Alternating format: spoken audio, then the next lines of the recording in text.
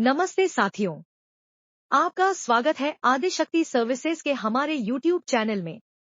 मध्य प्रदेश और देश की अन्य थोक मंडियों में गेहूं की आवक में लगातार गिरावट हो रही है, जिससे बाजार में भारी अनिश्चितता फैली हुई है। त्योहारी मांग के बीच गेहूं की कीमतें तेजी से बढ़ रही हैं, जिससे आटा मिलर्स और प्रोसेसर्स परेशान हैं। सरकार ने अभी तक अपने गोदामों में रखे गेहूं का स्टॉक बाजार में नहीं उतारा है, जिससे खुले बाजार में दाम आसमान छू रहे हैं।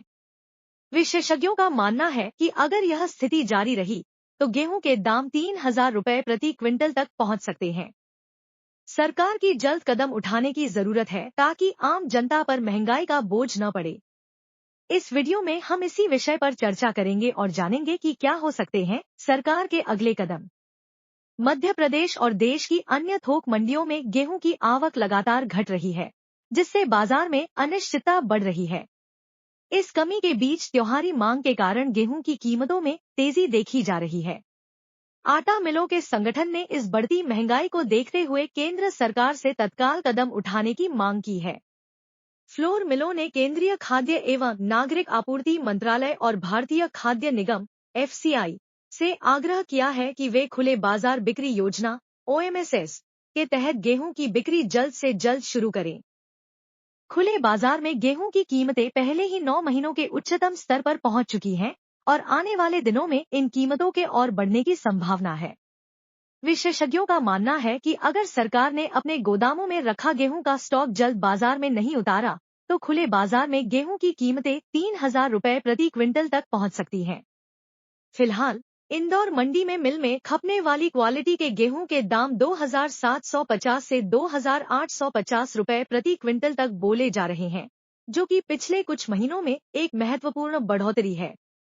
दक्षिण भारत की फ्लोर मिलर्स इस स्थिति से सबसे अधिक प्रभावित हो रही हैं, क्योंकि उन्हें अपनी आवश्यकताओं के लिए उत्तर भारत से गेहूं मंगाना पड़ता है।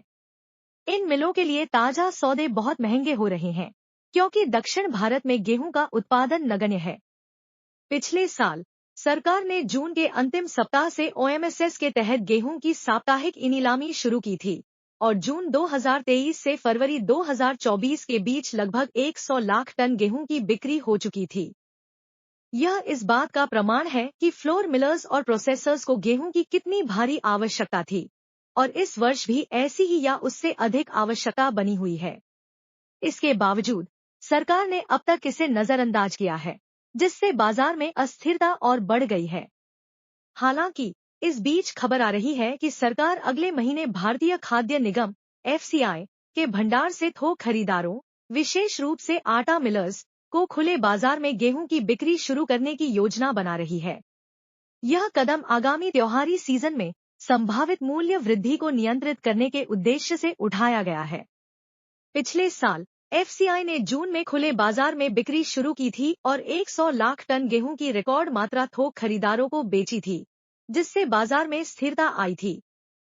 यदि इस वर्ष भी ऐसा कदम समय पर उठाया जाता है, तो इससे बाजार में गेहूं की आपूर्ति में सुधार हो सकता है और कीमतों को नियंत्रित करने में मदद मिल सकती है।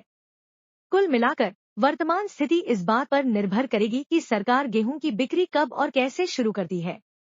यदि इसमें देरी होती है तो बाजार में कीमतों के और बढ़ने की संभावना है, जिससे आम उपभोक्ताओं पर भी असर पड़ेगा।